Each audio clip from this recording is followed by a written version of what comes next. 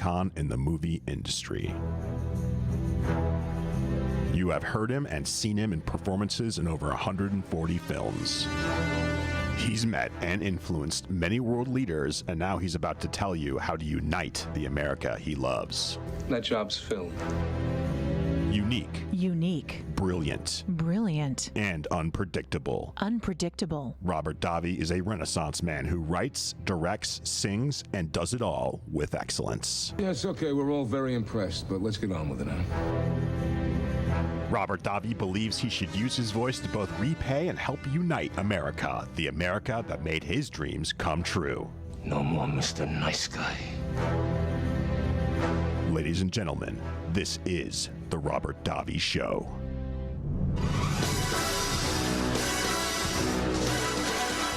Just when I thought I was out, they pull me back in. Mike Garey sitting in for Robert Davi. Robert Davi is back. Did 2 fantastic broadcasts this week, back from his special assignment, special project. And I happened to see some of the footage yesterday. Not the whole thing, not a rough cut, but some selected scenes of Mr. Davi's new directorial project. And it looked fantastic. Irregardless of even the content of the film, it just looked amazing. The lighting, the camera work, it looked absolutely fantastic. So we're looking forward to that. Robert will return on Monday. Looking forward to having him back. Came back and he's gone again. Well, he's a busy man. He's a busy man. Not only is he saving America on these airwaves, but also saving America via film. I'm joined by the young shooter, Nick Davi. Nick, how are you? I'm doing good, Mike. How are you doing? Doing very well. How are you doing? Broadcasting from a rainy, drizzly Southern California. I mean, I low-key love days like this, though. But I wish I was spending them in bed. You know what I mean? With some, like, nostalgic film. I don't know. Yeah, these are great, lazy. You know, when it's drizzly and overcast here in Southern California, it's a change of pace because everybody knows it's sunny and 75 pretty much 11 months out of the year. But days like this, it's a nice day to sit on the couch, never get out of your pajamas, maybe order some Postmates or something like that. But we soldier on nonetheless. So, Nick, real fast before we get started, I understand that you're having some crypto issues. Oh, jeez. So there's this app called BlockFi. It's pretty much like any of those apps that hold your cryptos, you know, all your shares or coins, whatever you want to call them. Same as shares. But anyways, this is like the 8th time now where I've been logged out of my account and my password has been changed. And I have no idea why. And then I try and get back into it, you know, go to change password, and then I click the send me the email, you know, the link. I never get sent a link. Perhaps you've been hacked? I don't know. But I mean, every time I get it back, all my money is there, like, you know, but all those millions of dollars, you're just immense crypto portfolio is untouched, though. It's just a few ETH, and you know, but I don't like to touch it. I want to sit on it because it's just going up, you know? Yeah. Like, unless I see it really starting. Well, Nick, you're a young man. Are you noticing that a lot of your peer group, you know, people of your generation are foregoing the traditional, you know, stocks and bonds investments and going towards crypto? Yeah, honestly, like pretty much everybody I know, almost. I mean, there's going to be a couple people who are like, nah, screw that, I don't need that. I mean, but they still stick with regular stocks like Apple or Google or whatever it may be. But I'm gonna say a good 95% of the of the U.S. is probably investing in crypto. I know a lot of a lot of traditional, like my grandfather, you know, who's, you know, quite old in the tooth, and, you know, he's been an institutional investor, like you said, you know, the blue chips, Apple, you know, AT&T and whatnot, and now he's, you know, calling me up and he's like, you know, what's crypto? What's the blockchain? And it's hard to explain. It's very hard to explain. But I mean, this, you know, Jamie Dimon of JP Morgan Chase called it a bubble. Others have called it, you know, Elon Musk with Dogecoin says it's going to be the future of currency. So I don't know what to make of crypto. We've talked about it before. I'm just upset that they renamed the Staples Center the Crypto Arena. But we're looking forward. Well, good luck, you know, with your massive crypto portfolio. Hopefully somebody can answer me. Like, I even called the company. Nobody answered the phone. Well, it's amazing they even have a phone number because a lot of technology companies, specifically in the broadcasting world and outside of the broadcasting world, they do not have phone numbers. You literally have to either communicate via an online chat or via email. Yeah, I guess that's true. And so there's really no way to get an actual human being on the phone. And once you do get, a human being on the phone, they always refer you back to the online chat. Yeah, the only good thing about this app is that you don't have to pay any interest. You make money having your money in this app. Like, they don't charge you anything. Yeah. Like, some crypto apps will charge you interest, you know what I mean? But not this one. They give you the interest instead. It's crazy.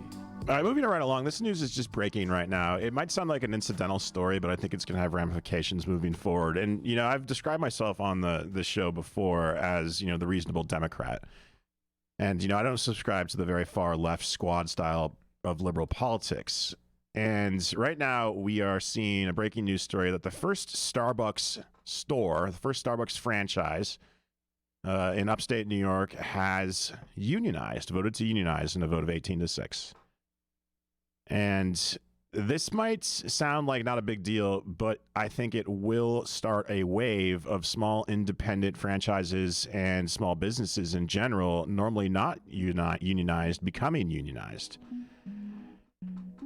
And that sounds, like a great progressive idea, but as someone that has worked in small business pretty much his entire career, I can tell you that I am a little bit apprehensive about mass unionization of small businesses. And I know my liberal brothers and sisters are going to come after me for this. They're going to be, oh my God, are you on the side of management? You're a scab. People have their opinions, no matter what side of the political party you're on, you're not going to agree with every single thing just because they're Democrat or Republican. That makes no sense to be too far on one side. That's weird. 100%. And I think that's one of the great testaments of the value of the show is that, Robert and other hosts as well, can come on and express, different opinions. I mean, Robert for himself, he's not 100% subscribes to the conservative movement orthodoxy all the way down the line. And, no, not at all. He actually has a lot of democratic views and opinions. Climate change, for example. And so that's why I think he's so brave and why I respect him so much. But going back to this unionization issue, I mean, unions serve their place. Let's look at the history. I mean, initially, unions were a very good mechanism to provide for worker safety. I mean, think about it. In the Gilded Age and in the Industrial Revolution, you needed some sort of protection if the state wasn't going to step in to, not allow 12-year-olds to, have to work in a smelter, or for people working in textile mills, 18, 20 hours a day, 6 days a week.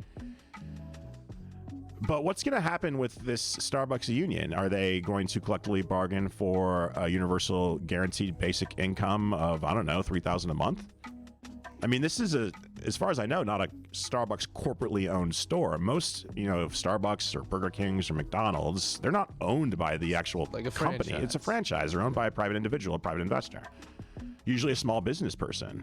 The majority of people I know who own franchises are amazingly hardworking people. They put everything they have into that. 100%. Whatever it is, they put everything they have into that. I had a family member that decided to start a small business, and I told this family member, I'm like, look, there's two ways to do this. The first way you can do this is you can be successful and actually make yourself some money, but you have to be prepared to be there 100 hours a week. You have to be prepared to be on call 24/7, 365. If you want to be the best at at any, if you just want to survive. Yeah. That's the one way to do it. The other way to do it is to literally say, I'm not going to make any money on this at all monthly. I'm going to build equity in the business, and I'm going to pay somebody, a general manager or two general managers, shift managers, to run the business for me. And then so whatever money that I would have made as a salary is going towards that. Yeah. And then, you pretty much yourself personally on your personal balance sheet, you run at maybe a small profit, but pretty much break even. But then you build equity in the business, and then down the line, you can sell that business and cash in, and then maybe, move forward from there. Yeah, exactly. So it's all a future, it's a plan, it's Exactly. But what happens when your workforce, and I mean, I know a lot of people who have worked at Starbucks. It was a great high school and college job. But if you're, just a barista, I don't know necessarily if that, can be your career. Can you support yourself and maybe have a family on a minimum wage barista job plus tips? I mean, is that how that job's designed to function? Yeah, I mean, it's designed that way, but it would be a lot better. I mean, I guess they probably thought it was going to be similar to being a bartender, but I mean, it's just not the same. Bartenders make really good money. Make a lot of money. But bartenders also keep, I don't know any Starbucks that are open till 4 a.m. Yeah. Whereas in New York, the closing times at bars is at 4 a.m. I also don't know many Starbucks baristas that are getting hundreds of dollars a day in tips. It's two different kinds of industries. They do have crazy days though. They do have crazy days where I'm sure someone makes probably a good chunk of change. Yeah, but nowhere near what on a white collar job or even a blue collar a blue collar union job. Yeah. Where blue collar union jobs, that's a whole different story because like I said, there's protections built in for worker safety, for turnaround, so on and so forth. But if you have a Starbucks barista who says, look, we're unionizing and we're going to close this store by going on strike unless you pay me $24 an hour, give me health insurance and paid time off, that's going to cripple the business. And so I can understand if the union wants access to the company's books to see what their P&Ls are for the particular quarter and then maybe work off that vis-a-vis compensation. I mean, I don't know. I feel like Starbucks makes enough money. Starbucks corporate makes enough money. Yeah. But an individual Starbucks maybe in upstate New York, do they have the kind of resources that Starbucks corporate has? No. And what I'm getting to is this adversarial relationship between workers and management. And this is a sticky subject because I believe that sometimes management does exploit workers. But I think that when workers exploit management... I'm Al Simon, 91 years young. I created Balance 7 20 years ago. I don't believe God intended for us to be old and sick. For 10 years, I studied pH and how important it is to the immune system. No doctor or hospital can do what Balance 7 can do for you. Balance 7 is the key to unlocking a healthy immune system. In 3 days' time, you'll feel more energy, less joint discomfort, and clarity of thinking. Bring your body back to balance. Order now and receive free shipping and a free bottle of My Smooth Skin. Get your body back in pH balance with Balance7.com. Balance 7 unlocks the immune system. Your body will respond in a wondrous way. Your energy level will go up, joint discomfort will be reduced, and heartburn no longer a problem. We have a 100% money-back guarantee. You have everything to gain. If you're sick and you don't want to be, Balance 7 is the answer. If you're healthy and want to stay healthy, Balance 7 is the answer. Go to Balance7.com. That's Balance7.com. Use the code word BALANCE and get free shipping. Balance7.com. That's Balance7.com. You order a glass of your favorite Cabernet, fresh asparagus, hollandaise on the side, a filet, medium rare. You unfurl your napkin with a flair, close your eyes, and prepare to listen. Ah, there it is. The sweet music you long to hear. The sizzle. The sizzle of a Ruth's Chris steak. The most magnificent corn-fed prime beef, broiled to perfection at 1800 degrees. Some call it a sizzle. We call it an anthem. As the waiter approaches, you think, is this one mine or that one? Ruth's Chris Steakhouse. Like Ruth always said, life's too short to eat anywhere else. Make a reservation online at ruthschris.com or by calling 800-544-0808.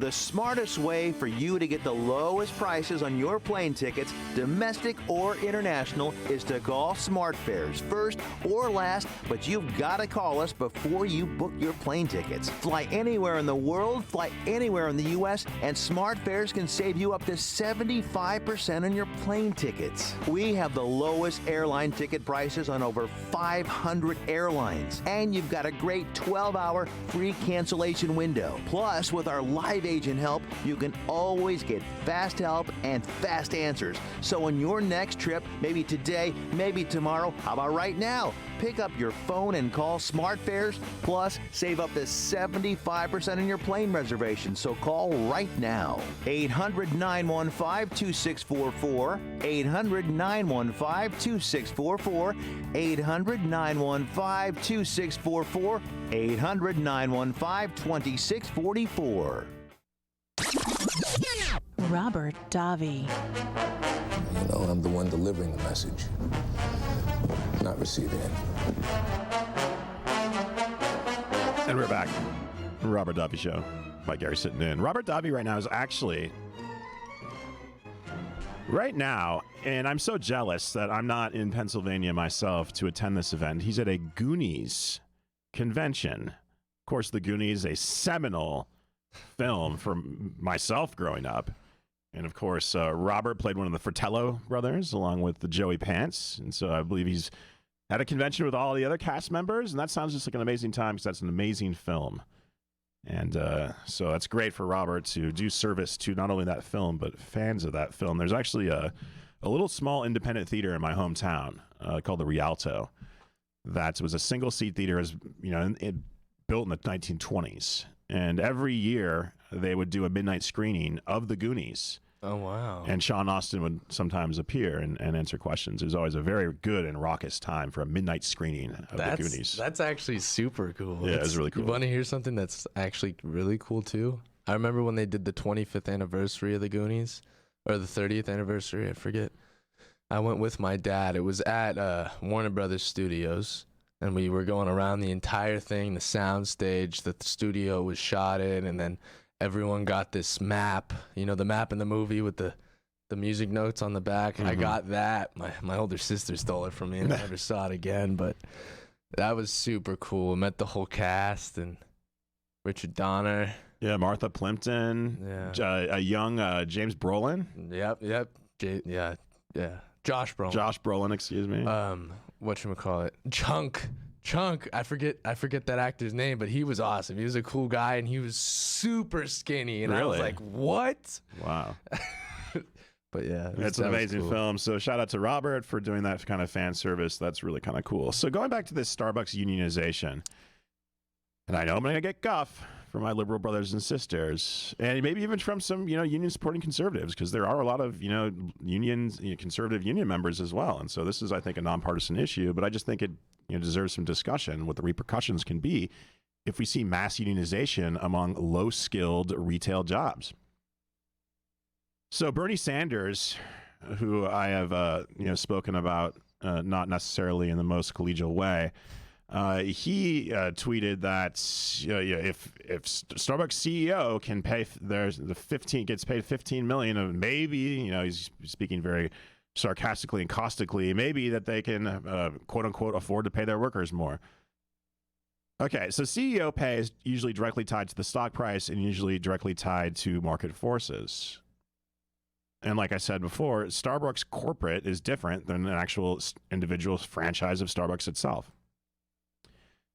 I don't know why Bernie Sanders, this has become such an issue. Well, I understand why. It's because Bernie Sanders and his style of progressive politics has become a cult in personality. It's become anti-capitalist, anti-management. And that's a great message. When I was in my, late teens and early 20s, I was really appealing. Yeah, down with the man.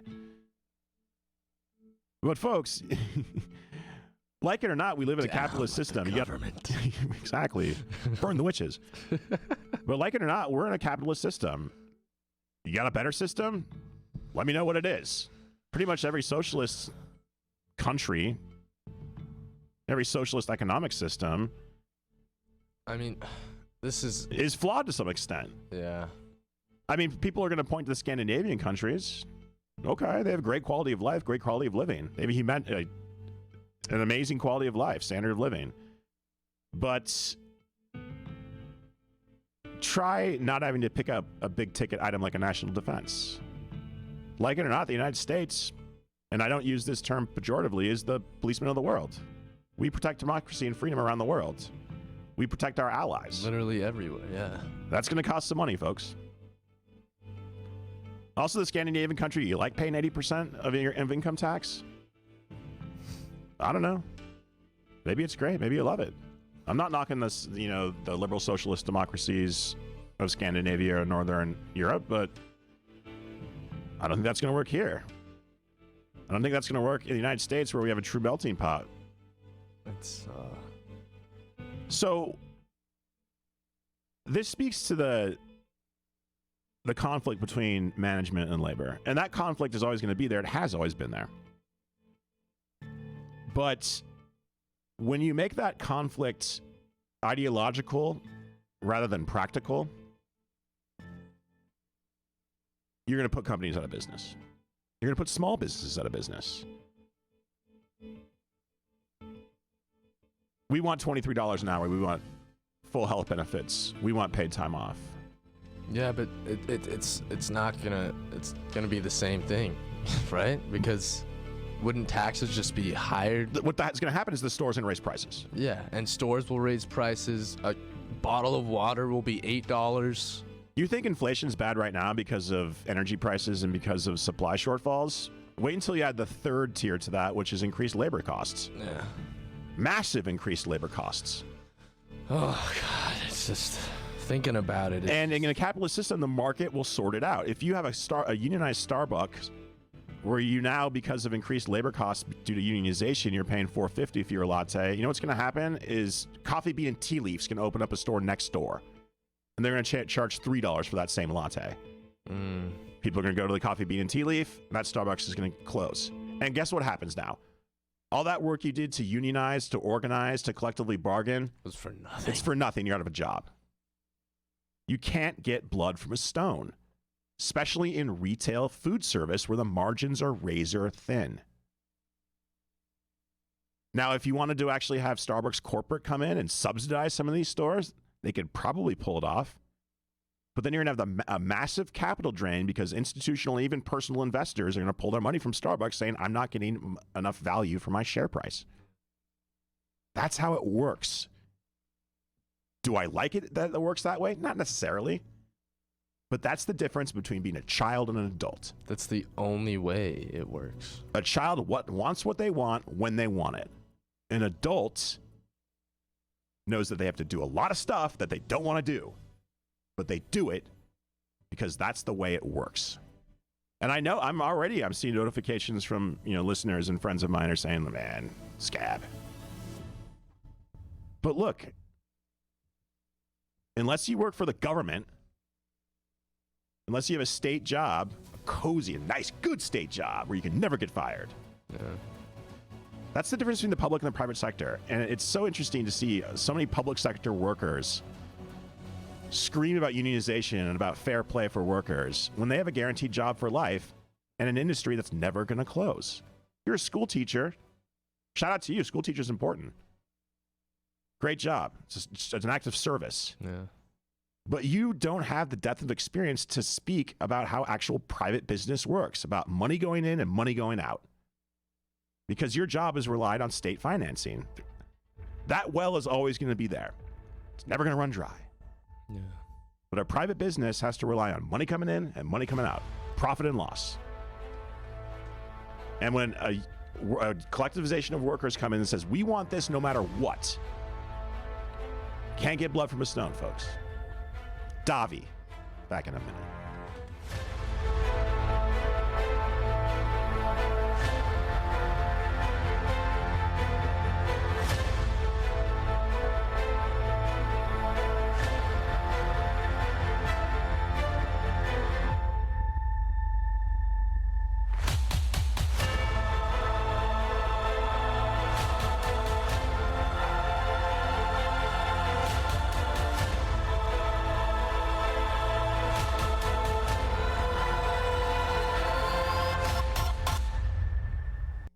When you really want Italian food, you've got to get to Columbo's. Excuse me. Columbo's Italian Steakhouse and Jazz Club. Excuse me. Colorado Boulevard, Eagle Rock. It's that little neighborhood place you wish was down the street from you. Excuse me. What's going on? I want to wish everyone a Merry Christmas, even my little sister. Now, that's nice. Now, what are you hoping for? A bike? Yep. Clothes?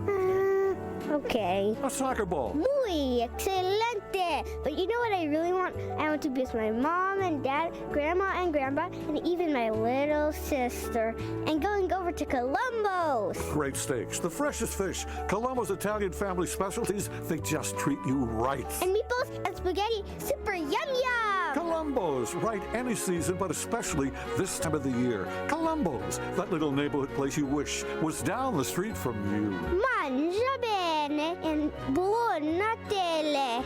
Can we leave a meatball out for Santa?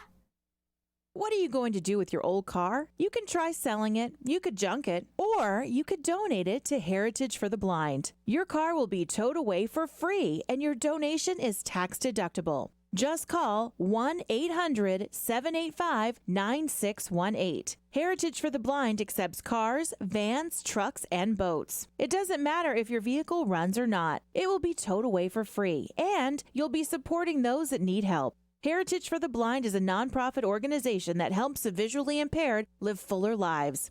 Call right now to donate your car, and as a special thank you for calling, you'll receive a free 3-day vacation voucher to many exciting locations. Call Heritage for the Blind right now, 1-800-785-9618. Donating is easy, and your vehicle is towed away for free. Plus, you'll get a free vacation voucher. Call now, 1-800-785-9618. That's 1-800-785-9618. Have you heard about Vine to Bar chocolate? It's the winemaker's chocolate, the world's first chocolate made with well-vined Chardonnay marc from the beautiful coastal vineyards of North America.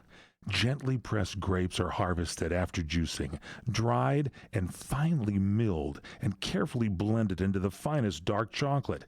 The Chardonnay marc contains highly beneficial grape nutrients, flavanols, and has a natural sweetness that flavors the luscious dark chocolate. Mouth-watering, flavorful, delectable dark chocolate goodness with Chardonnay sweetness and beneficial nutrients. And it's alcohol-free, too. It's Vine to Bar chocolate. Order some today at vinetobar.com. That's VINETOBAR.com. Cold shipped to your door, it's Vine to Bar. Vine to Bar chocolate. Visit us at vinetobar.com. Does your current bathroom need to be updated immediately? Introducing One Day Bath and Shower Remodeling, the complete and hassle-free way to get the new bathroom of your dreams in as little as 1 day, and for as little as $199 a month. Yes, the experts at One Day Bath and Shower Remodeling will come to you anywhere in the country and show you all the customized options. Now you can have a brand new bathroom in as little as 1 day. Large or small bathrooms, if you want a new bathtub or shower installed, we can do it in as little as 1 day. And if you call right now, you can save $750 off your remodel. We make it easy by offering you financing as low as $199 per month. Call now to schedule your free in-home consultation. 855-525-7454. 855-525-7454. That's 855-525-7454. The Robert Davi Show.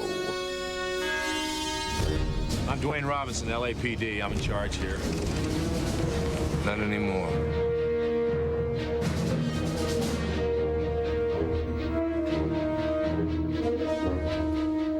And we are back.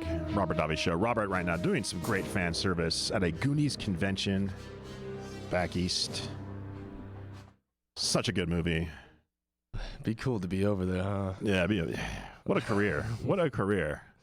Goonies and Die Hard. James Bond. One of my favorite James Bond movies of all time, License to Kill. The Dalt movies, criminally underrated. Not just because I favor my dad or anything, but I actually really love License to Kill. It's a great film. I love that movie. It's really good. It was topical at the time, dealing with the cocaine crisis of the 80s and the early 90s. Mm-hmm. Very well shot. Great action sequences. My dad actually got inspiration from Pablo Escobar. Really? Yeah, he actually met him. Stop it. He's told this story before on a couple of shows. But I forget exactly where this was, but he was in a car. I forget how it happened. but he was on his way to Pablo Escobar's house going through a jungle. In Colombia. Colombia or something like that, somewhere. I don't know where it was. But he's going through this jungle in this car, like he doesn't know where he's going, and then he comes to this like wall, like you can't go past it. There's trees and plants and bushes and and all of a sudden the gates just open up and he saw the whole compound, and then he went and talked to Pablo Escobar and got some inspiration for the Bond film and stuff, or either that or man, that takes some fortitude. That's pretty crazy, huh? To go and speak to one of the world's most prolific killers in research for a role. He didn't know. I think he was invited. Like, and what do you do if like Pablo Escobar invites you? Now that's a conundrum. Like, That's a conundrum. Like I said, when one of the world's most prolific killers, who literally blew up an airliner just to take out one person, invites you to have a little, a cup of tea down at his Colombian estate. And I add parenthetically too, before we move on, that Pablo Escobar had this, this great hacienda and acreages of land, and he had his own personal menagerie. And he had, which is a private zoo, and he had all sorts of critters and exotic animals imported from all over the world. And once Mr. Escobar met his timely end, you might say, that the estate fell into disrepair, and those animals of that menagerie were pretty much left to roam free the Colombian countryside. Wow. And so now Mr. Escobar in his private zoo had 2 hippos. And they got loose, and those 2 hippos had some baby hippos. And then those baby hippos had baby hippos. And so now there's wild hippos running around all over Colombia, unchecked.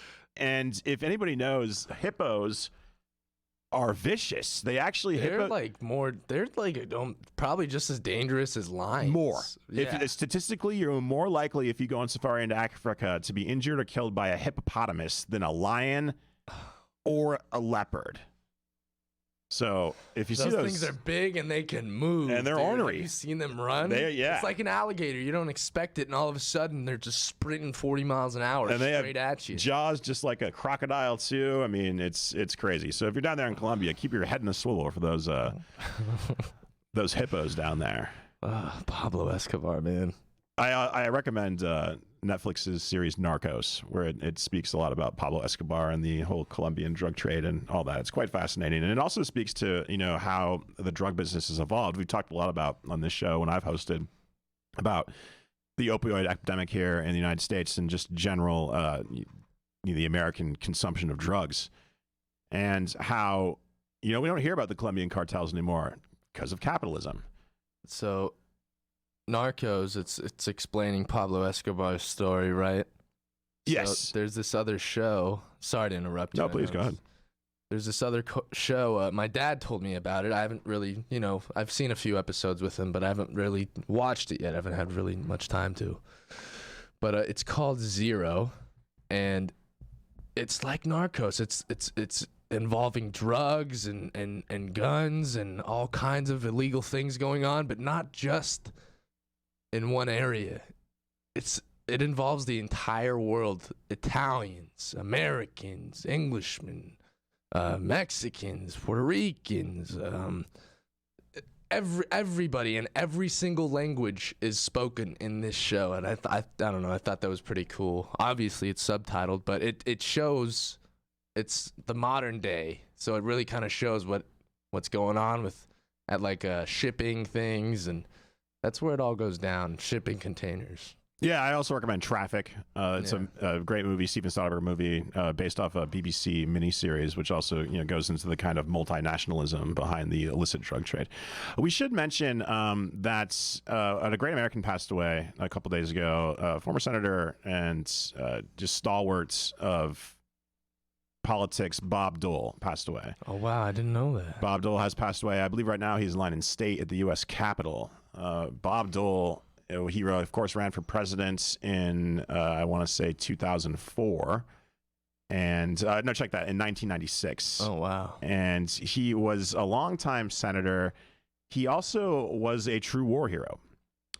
He fought in the Italian theater of World War II and was grievously wounded. He was actually assaulting a machine gun nest in Italy, I believe, and he was himself hit and required multiple months of rehabilitation and surgery and convalescence.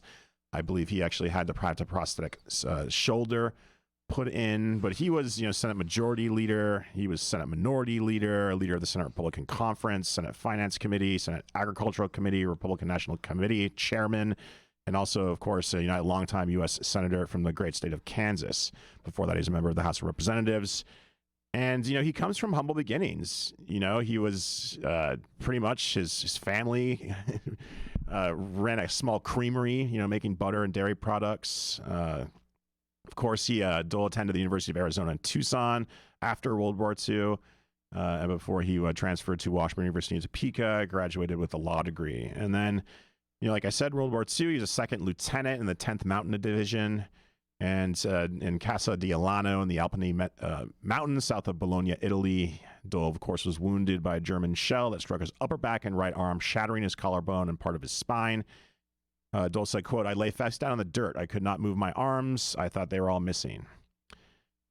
Mr. Dole, because of his war wounds, was also a great proponent and friend to the community of people with disabilities. And he was one of the key politicians who put forth the Americans with Disabilities Act. And of course, following his passing, the people on Twitter, went after him because he's not a liberal, because Twitter's just pretty much full of liberals, but also he begrudgingly, Mr. Dole, I wouldn't say endorsed, but I would say tacitly endorsed President Trump. And when asked, even before and after Mr. Trump was in office, they asked him, why would you, Mr. Dole, you're a great statesman. Mr. Trump has had not nice things to say about more traditional Republicans and veterans for that matter. He says he's a Republican. I believe in Republican ideals and Republican policies, and so I voted for the Republican. Do we take away Bob Dole's medals because of that? I didn't like President Trump. I didn't like President Trump pretty much at all. But I'm not going to pillory somebody, a war hero, especially after they've just passed, because they voted for President Trump. Just as I would expect that, people on the other side wouldn't pillory anybody else because they voted for Barack Obama or voted for Joe Biden. We saw this when Colin Powell passed. Is there no shame anymore from the far left or even the far right? I mean, this is a nonpartisan issue. When American statesmen, especially a veteran, someone that served in combat, such as Mr. Powell or Mr. Dole, when they pass, do you really need to spit on their grave because they did things or maybe voted in a way that you didn't like? One vote out of 330 million people. Out of 100 million votes cast, give or take. Are you supposed to hit half the population because they did that? And that's half the thing. The population did that. We can't hate the entire world. Like what? That's just, especially if there's aliens. Okay. Okay. If we're not united, we're that's screwed. Actually an interesting point. Yeah. We're screwed. Think of galactic wars. If the zombies come and we can't, get together, if the zombies come and we're like, well, I don't know, maybe these liberal scientists with the zombies, they're I don't know, Davi back in the mouth.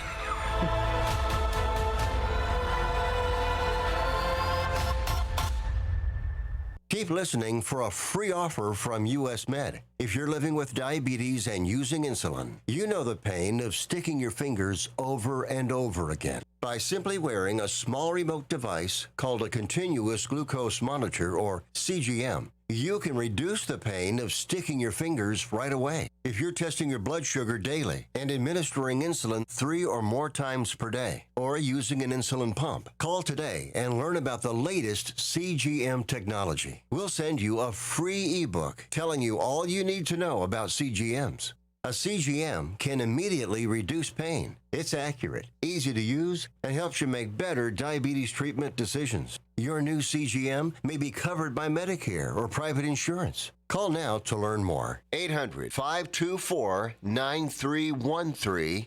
800-524-9313. That's 800-524-9313. For the getaway of your dreams, come to Hawaii's Playground, Ka'anapali Beach Resort, on the fun side of Maui, where the world comes to play. Find your spot on Ka'anapali Beach with 3 miles of white sand, 12 resort properties, 2 golf courses, and 2 shopping centers. Enjoy the playground of Hawaii's ancient royalty. Ka'anapali Beach Resort is Hawaii's original master planned destination resort and home of the Hawaii Food and Wine Festival. With views of 2 neighboring islands, you can breathe in the land's natural beauty from your favorite resort or golf fairway. Come experience Ka'anapali's own special brand of Hawaiian hospitality with world-class dining, relaxing resorts, water sports, and activities of every kind. For romantic, family, and great friend getaways, discover the options of Ka'anapali Beach Resort, where the world comes to play. Plan your getaway today. Visit Ka'anapaliResort.com. That's KAANAPALI Resort.com. The smartest way for you to get the lowest prices on your plane tickets, domestic or international, is to call SmartFares first or last, but you've got to call us before you book your plane tickets. Fly anywhere in the world, fly anywhere in the U.S., and SmartFares can save you up to 75% on your plane tickets. We have the lowest airline ticket prices on over 500 airlines, and you've got a great 12-hour free cancellation window. Plus, with our live agent help, you can always get fast help and fast answers. So on your next trip, maybe today, maybe tomorrow, how about right now? Pick up your phone and call SmartFares, plus save up to 75% on your plane reservation. So call right now. 800-915-2644, 800-915-2644, 800-915-2644, 800-915-2644. Robert Davi. Another $80 million write-off. I guess it's time to start cutting overhead.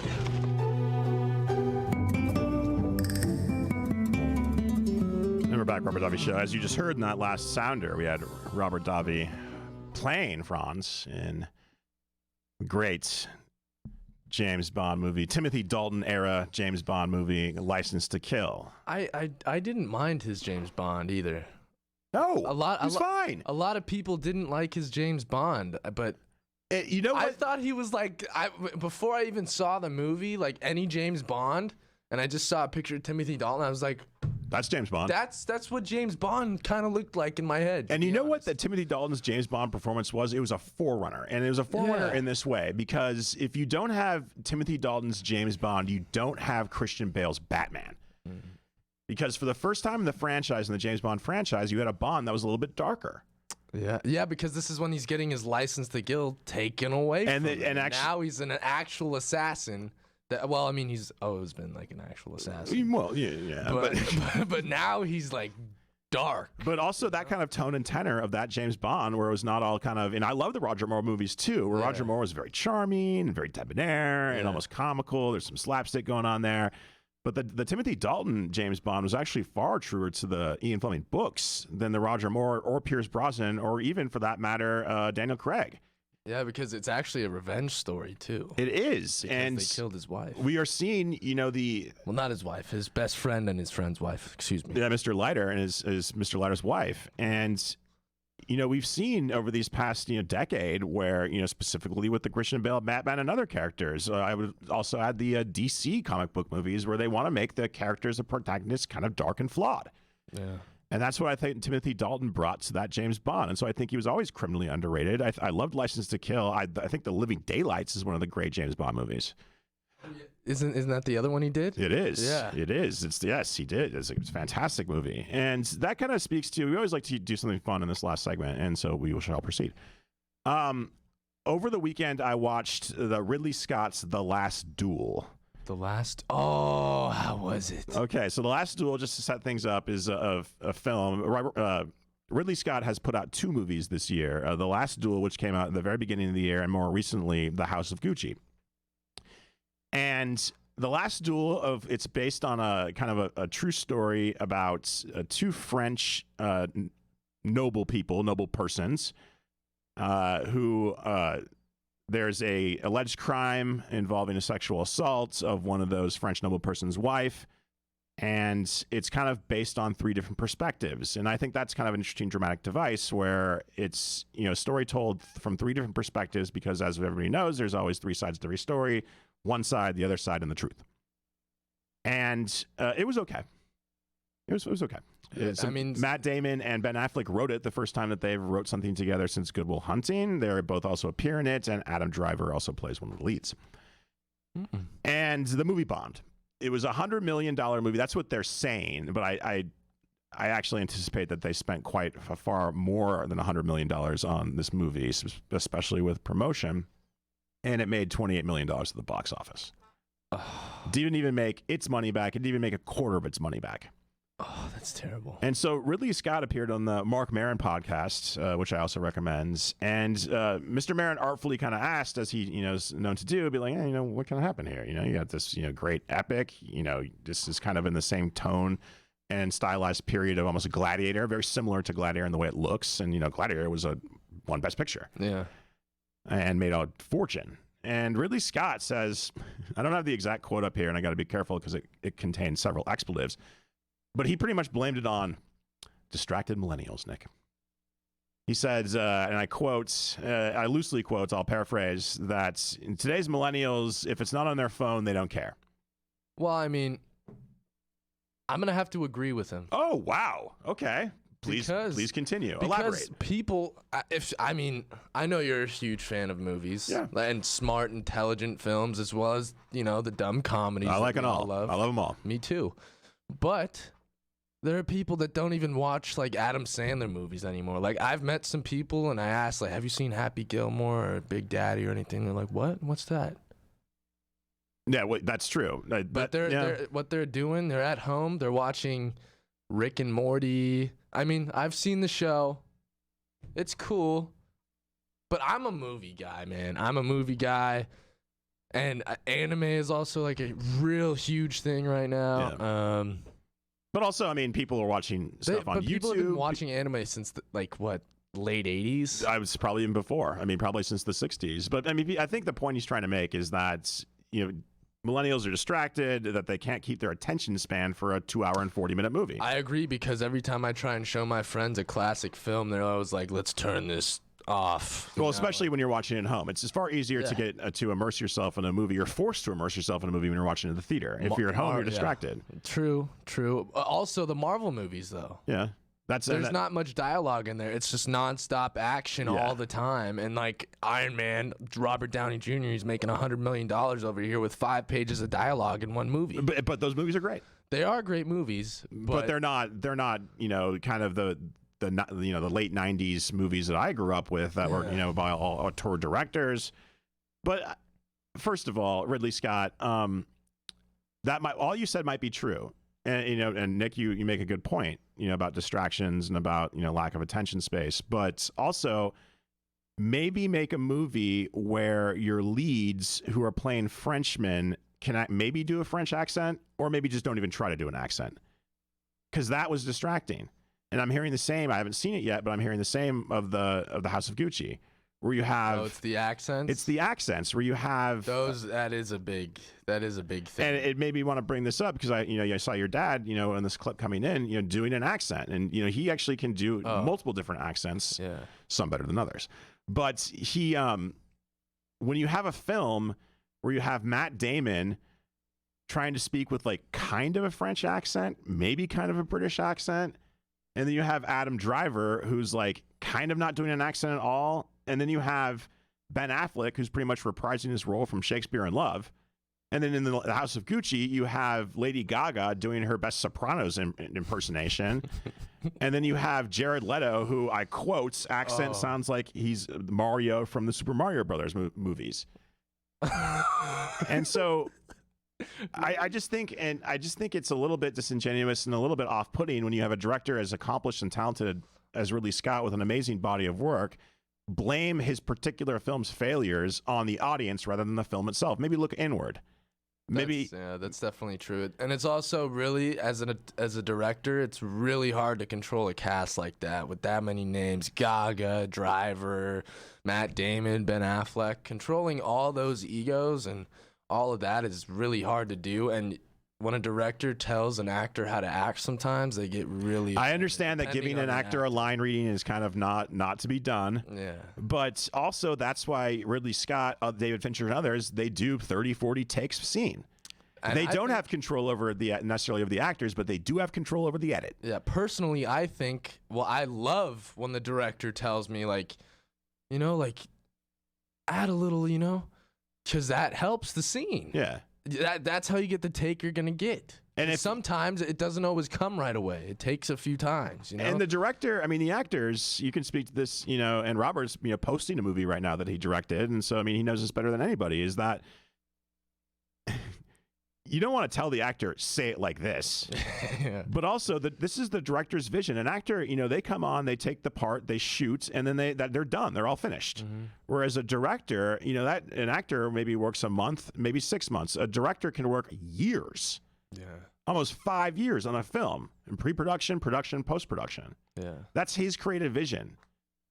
And I mean, great actors, like, you don't have to worry about that with a De Niro.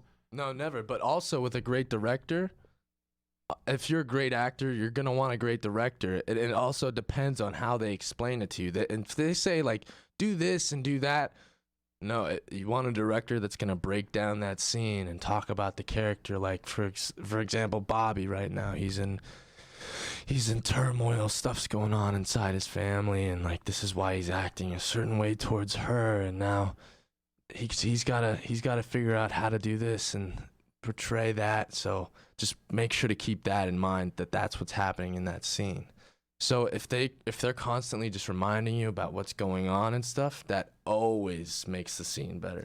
Yeah, but a director, though, I mean, he's got, you know, not only to deal with the actors, but he's got to deal with the crew, and he's got to deal with the producers, and he's got to deal with the location, he's got to deal with all that sort of stuff. And I just was listening to an interview with the great Jesse Plemons on the way over. Jesse Plemons, of course, great in Friday Night Lights, amazing in Breaking Bad. He's in The Irishman as well, and he was talking about the experiences working with great directors. Right now, he's working with Scorsese again on The Flowers of the Killing Moon. And he said something, it was kind of a flippant quote, but it kind of stuck to me, where he's just like, look, you know, directors don't want to be acting coaches. They got too much on their plate to begin with. Yeah. And so, I don't know, Ridley Scott, you've made great movies. I love Black Hawk Down. Gladiator was great. Last Duel was okay. I haven't seen The House of Gucci yet. I'm sure I will. But when you blame a box office bomb on millennials, especially in the middle of COVID, I mean, maybe you didn't make enough money at the theater. Maybe you would have had a better time, and it would have got a better reception if you put it on a streaming service, because people were at home. Yeah. People weren't going to movies. That is true. And, you know, Ridley Scott, great director, but don't go for the low-hanging fruit of blaming your failures or anything that's not going right in your life on millennials, because that just makes you sound like an old codger. Those millennials who have fought America's longest wars, those millennials who are facing amazing unknown economic peril both in 2008 and now, millennials who are living supposed to be the best years of their lives through a pandemic, maybe give them a break. Davi, thank you.